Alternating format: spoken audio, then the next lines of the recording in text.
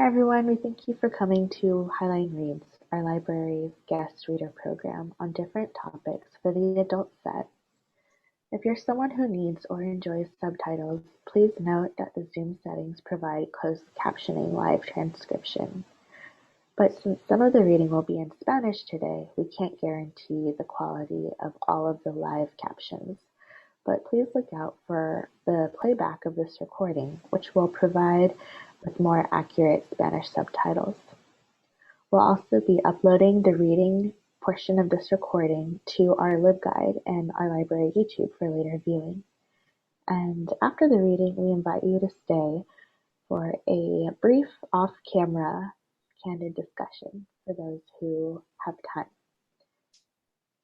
All right, and so today, April 22nd, we want to acknowledge that it's Earth Day today. So before we start our library program, we'd like to share a land acknowledgement, and we'd like to recognize the Native peoples whose lands we are on today. Highline College itself, and where a lot of us live and work, resides on the ancestral native lands of the Duwamish Nation. And depending on our exact cities, a lot of us live on Muckleshoot, Duwamish, and Puyallup indigenous lands. I'm out of town right now in California, so I'm currently on top of the land. And so especially today on Earth Day, we want to honor the land and give gratitude for the First Nations people that are here and who continue to steward this land. If you'd like to learn more about whose native land you're on, check out an interactive map link in the chat box. It's called Native Land Map. And today, Aleida Cervantes will definitely also be reading Eduardo Galeano's words that will definitely talk about the overlap of earth stewardship, colonialism, and extraction of resources throughout time. Okay, so without further ado, we'd like to introduce our reader today. Like I said, Aleida Cervantes from Outreach Services is going to be sharing one of our first adult Spanish-English bilingual readings today. She'll be reading from activist journalist Eduardo Galeano's Open Veins of Latin America in Spanish, and there will also be English slides and text to follow along. She might also be previewing other parts of his work too. For the next 30 minutes, we ask that you keep comments to the chat box while she's reading, and afterwards we'll be having a candid optional discussion when the cameras are done recording. So get comfortable, everyone, and the floor is yours, Aleida. Thank you, Sam, and thank you for inviting me. I'm so excited. I really wanted to do something in Spanish because, I'm just a better reader in Spanish. But I was like, who should I pick? And then we went through various authors, and Eduardo Galeano is one of my favorite authors of all times. I want to say that I don't read a lot of male authors, but Eduardo is definitely somebody who marked my life. I remember when I was coming into college and I first read this book, The Open Veins of Latin America, and that's when I was understanding, just for those of you who don't know a little bit about me, I have moved from Mexico to the United States, and a lot of this American dream narrative, a lot of the things I like was better here. And then just reading this book and understanding, actually, we have so many natural resources, like a history of colonialism of Latin America is what pushed people out. And I think it's really important because today is Earth Day, and we're seeing the after of all this extraction and like what countries is affecting the most. So I believe this book was written somewhere in the 70s. And my version, I bought it in a really old bookstore in Mexico City. And it has some notes in there, and it's super cool and interesting. But I really invite you to, I think, dive into any of Galeano's work, because he was somebody who was always, I don't know, when people describe him, it's like he stood on quote unquote the right side of history, or he used his pen to really bring into like spotlight all these issues that are happening. So how we're going to do today is that I'm going to read in Spanish, but I'm going to share the PDF that has the exact same pages of my book. So that way you can all follow along, and I'll try to read slower. The pros of this is that you get to exercise your brain, because I don't know if you heard, but if you listen to things in different languages, your brain actually like is exercising and doing cool stuff. So that is the exciting part. I don't think I could have picked a harder author to read. And I was like, I cannot read Galeano in English. Like, he has so many words. I just feel more comfortable in Spanish. But before we start, I really wanted to read a little kind of excerpt from another one of his books. And in this specific book, or like this passage, he talks about the importance of Latin American writers. It says, our fate as Latin American writers is linked to the need for profound social transformations.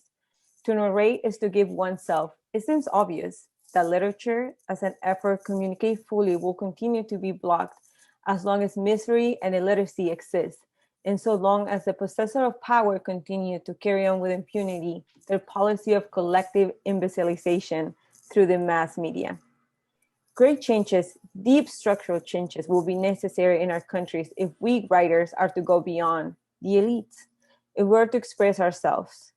In the incarcerated society, free literature can exist only as enunciation and hope. We are what we do, especially what we do to change what we are. In this respect, a revolutionary literature written for the convinced is as just as much abandonment as is a conservative literature devoted to the contemplation of one's own navel. Our effectiveness depends on our capacity to be audacious and astute, clear and appealing. I would hope that we can create a language more fearless and beautiful that is used by conformist writers to greet the twilight. In Latin America, a literature is taking shape and acquiring strength. A literature that does not propose to bury our dead, but to immortalize them, that refuses to stir the ashes, but rather attempts to light the fire. Perhaps it may help to preserve for the generations to come the true name of all things. And this is from other one of his books titled Days and Nights of Love and War, published in 1983. Okay, so let's get started. I'm actually going to read the introduction part of the Open Veins of Latin America. I'm going to share my screen for you all to see the PDF. Does it look good? Can everybody see it clearly? I can only see okay, perfect. Awesome. And then I'm going to go scroll down as I move through the pages. Move this over here. Introducción. 120 millones de niños en el centro de la tormenta. La División Internacional del Trabajo consiste en que unos países se especializan en ganar y otros en perder. Nuestra comarca del mundo, que hoy llamamos América Latina, fue precoz. Se especializó en perder desde los remotos tiempos en que los europeos de Renacimiento se abalanzaron a través del mar y la hundieron los dientes en la garganta. Pasaron los siglos y América Latina perfeccionó sus funciones. Este ya no es el reino de las maravillas, donde la realidad derrota la fábula y la imaginación era humillada por los trofeos de la conquista, los yacimientos de oro y las montañas de plata. Pero la región sigue trabajando de sirvienta. Continúa existiendo al servicio de las necesidades ajenas como fuente y reserva del petróleo y el hierro, el cobre y la carne, las frutas y el café, las materias primas y los alimentos con destino a los países ricos que ganan consumiéndolos, mucho más de lo que América Latina gana produciéndolos. Son mucho más altos los impuestos que cobran los comprendedores que los precios que reciben los vendedores. Y al fin y al cabo, como declaró en julio de 1968 Conwy T. Oliver, coordinador de la Alianza para el Progreso, hablar de precios justos en la actualidad es un concepto medieval. Estamos en plena época de libre comercialización. Cuanta más libertad se otorga a los negocios, más cárceles se hace necesario construir para quienes padecen de los negocios. Nuestros sistemas de inquisición y verdugos no solo funcionan para el mercado.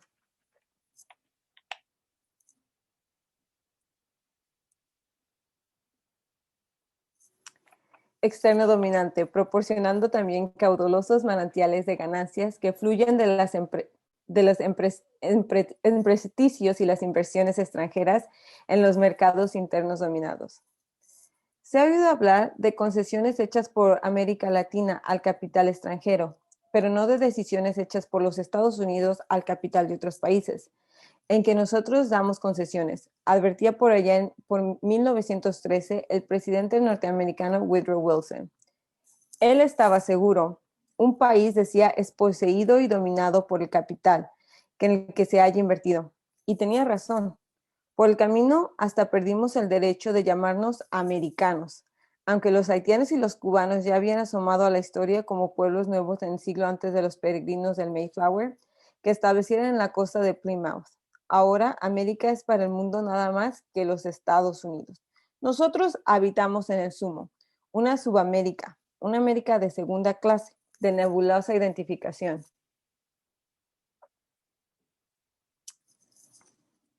Es América Latina, la región de las venas abiertas, desde el descubrimiento hasta nuestros días, y todo se ha transmutado siempre en capital europeo, o más tarde norteamericano, y como tal se ha acumulado y se ha acumulado en los lejanos contra el poder. Todo, la tierra, sus frutos, sus profundidades ricas en minerales, los hombres y su capacidad de trabajo y de consumo, los recursos naturales y los recursos humanos. El modo de producción y la estructura de clases de cada lugar ha sido sucesivamente determinados desde fuera por su incorporación al engraje universal del capitalismo. A cada cual se le ha asignado una función, siempre en beneficio del desarrollo de la metrópoli extranjera de turno, y se ha hecho infinita la cadena de las dependencias sucesivas que tiene mucho más de 2 eslabones, y por cierto también comprende dentro de América Latina.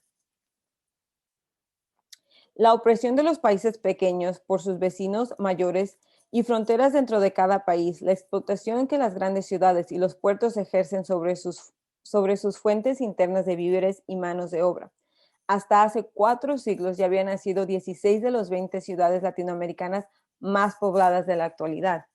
Para quienes conciben la historia de cómo competencia el atraso y la... Pero ocurre a quienes ganaron gracias a nosotros perdimos.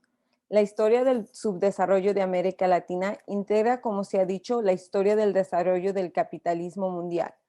Nuestra derrota estuvo siempre implicitada en la victoria ajena. Nuestra riqueza ha generado siempre nuestra pobreza para alimentar la prosperidad de otros, los imperios y sus caporales nativos. En la alquimia colonial y neocolonial, el oro se transfiere en chatarra y los alimentos se convierten en veneno. Potosí, Zacatecas y Oro Preto cayeron en picada desde la cumbre del esplendor.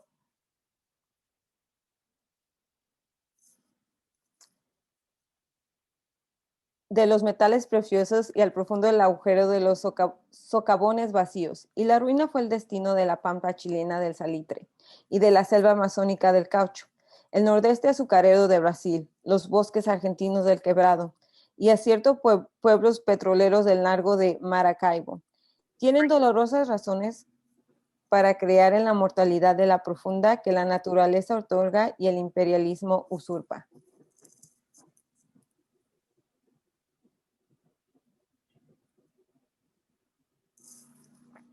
La lluvia quiere los centros del poder imperialista, ahoga los vastos suburbios del sistema, desde el modo y simétricamente el bienestar de nuestras clases dominantes, dominantes hacia adentro, dominadas desde afuera.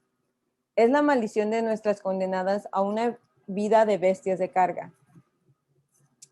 La brecha se extiende. Hacia mediados del siglo anterior, el nivel de vida de los países ricos del mundo excedía en un 50% al nivel de los países pobres. El desarrollo, la desigualdad, Richard Nixon anunció en abril de 1919 en su discurso ante la OEA que a fines del siglo XX el ingreso por cápita en Estados Unidos sería 15 veces más alto que el ingreso de América Latina. La fuerza del conjunto del sistema imperialista descansa en la necesaria desigualdad de las partes que la forman y esta desigualdad asume magnitudes cada vez más dramáticas. Los países opresores se hacen cada vez más ricos y en términos absolutos, pero mucho más que en términos relativos por el dinamismo de la disparidad creciente. El capitalismo central puede darse el lujo de crear y crecer en sus propios mitos de opulencia, pero los mitos no se comen. Y bien lo saben los países pobres que constituyen al vasto capitalismo periférico. El ingreso promediante de un ciudadano norteamericano es 7 veces mayor que el de un latinoamericano y se aumenta a un ritmo 10 veces más intenso.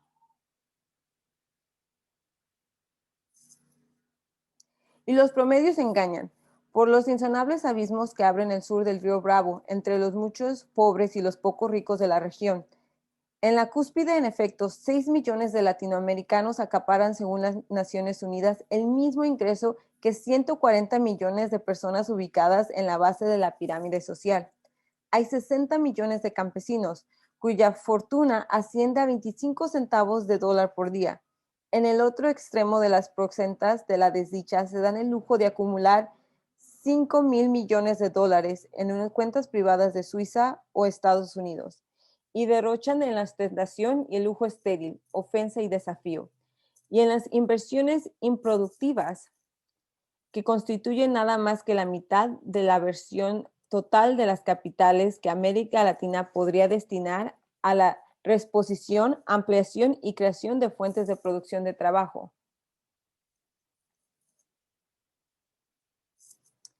Incorporadas desde siempre la constelación del poder imperialista, nuestras clases dominantes no tienen el menor interés en averiguar si el patriotismo podría resultar más rentable que la traición o si la mendición es la única forma posible de la política internacional. Se hipoteca la soberanía porque no hay otro camino. La coartada de la oligarquía confunde interesadamente la impotencia de una clase social que el presunto vacío de destino de cada nación.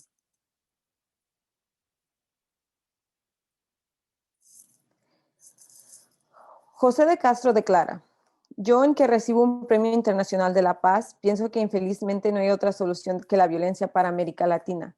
120 millones de niños se agitan en el centro de la tormenta. La población de América Latina crece como ninguna otra. En medio siglo se triplicó como creces. Cada minuto muere un niño de enfermedades o de hambre, pero en el año 2000 habría 650 millones de latinoamericanos y la mitad tendrá menos de 15 años de edad. Es una bomba de tiempo. Entre los 280 millones de latinoamericanos, hay fines de 1970 50 millones de desocupados o subocupados y cerca de 100 millones de analfabetos. La mitad de los latinoamericanos viven a piñas en viviendas insaludables. Los 3 mayores mercados de América Latina, Argentina, Brasil y México, no alcanzan a igualar asumados la capacidad de consumo de Francia o de Alemania occidental, aunque la población reunida de nuestros 3 grandes exceda largamente la de cualquier país europeo.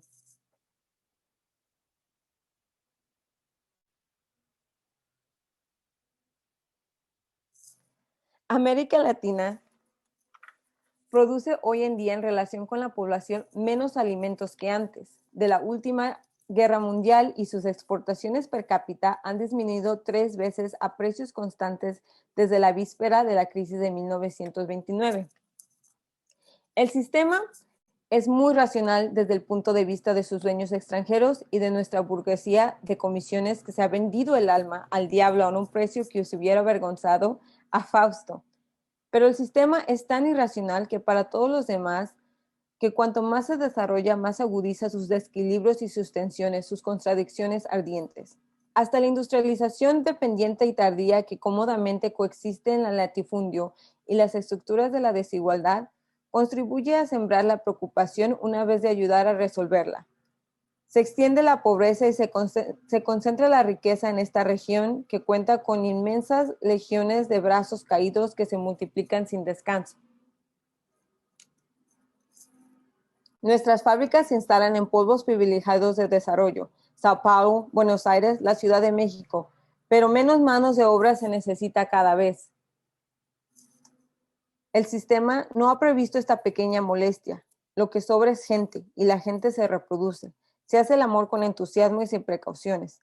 Cada vez queda más gente a la vera del camino, sin trabajo en el campo, donde el latifundio reina como gigantes seriales, y sin trabajo en la ciudad, donde reinan las máquinas. El sistema vomita hombres.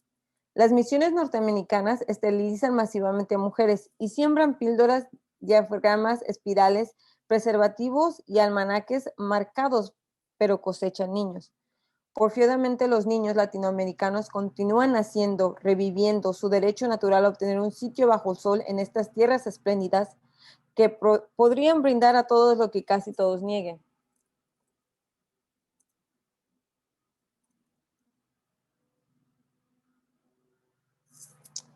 A principios de noviembre de 1968, Richard Nixon probó en voz alta que la Alianza para el Progreso había cumplido 7 años de vida y, sin embargo, se había agravado la desnutrición y la escasez de alimentos en América Latina. Pocos meses después, en abril, George W. Ball escribió en Life: por lo menos durante las próximas décadas, el descontento de las naciones más pobres no significará una amenaza de destrucción del mundo. Por vergonzoso que sea, el mundo ha vivido durante generaciones 2/3 pobres y 1/3 rico. Por injusto que sea, es limitado el poder de los países pobres.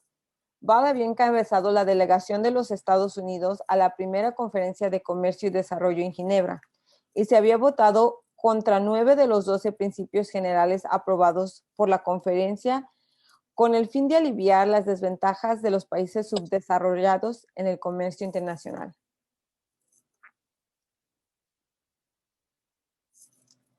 Son secretas las matanzas de miseria en América Latina. Cada año estallan silenciosamente, sin estrépito, algunas 3 bombas de Hiroshima sobre pueblos que tienen la costumbre de sufrir con los dientes apretados. Esta violencia sistemática, no aparente pero real, va en aumento. Sus crímenes no se difunden en la crónica roja, sino en las estadísticas de la FOA. Val dice que la impunidad es todavía posible porque los pobres no pueden desencadenar la guerra mundial, pero el imperio se preocupa. Incapaz de multiplicar los panes, hace lo posible por presumir a los comensales. Combata la pobreza, mate un mendigo, garabateó un maestro del humor negro sobre un muro en la ciudad de La Paz. ¿Qué proponen los herederos del Malthus y no acabar con los próximos mendigos antes de los que nazcan? Robert McNamara, el presidente del Banco Mundial, que había sido presidente de la Ford y secretario de la firma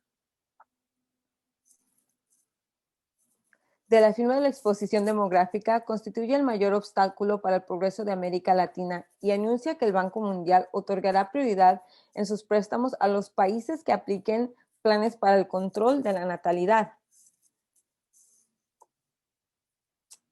I know it's 12:30, so I just wanted to check. Should I keep reading? Should we pause? Okay, I'm gonna finish a paragraph and I'll pause because we still have a couple pages. McNamara comprueba con lástima que los cerebros de los pobres piensan en 25% menos y los tecnócratas del Banco Mundial, que ya nacieron, hacen zumbar las computadoras y generan complicadísimos trabalenguas sobre las ventajas de no nacer. Si un país en desarrollo que tiene una renta media per cápita de 150 a 200 dólares anuales logra reducir su fertilidad en un 50% en un periodo de 25 años, al cabo de 30 años su renta per cápita sería superior por lo menos en un 40%, al nivel que hubiera alcanzado de lo contrario y 2 veces más elevado al cabo de los 60 años. Aseguró en uno de los documentos del organismo. Se ha hecho célebre la frase de Lyndon Johnson: $5 invertidos contra el crecimiento de la población son más eficaces que $100 invertidos en el crecimiento económico. Dwight Eisenhower pronosticó que los habitantes de la Tierra seguían multiplicándose al mismo ritmo. No solo agudizaba el peligro de la revolución, sino que además se produciría una degradación de nivel de vida de todos los pueblos, el nuestro inclusive. Okay, I'm gonna pause there because it's already 12:30. If that's okay with Jerry and Sam, that way we can have a discussion. Sure, yeah. Okay, I'll stop the recording then. Yeah, just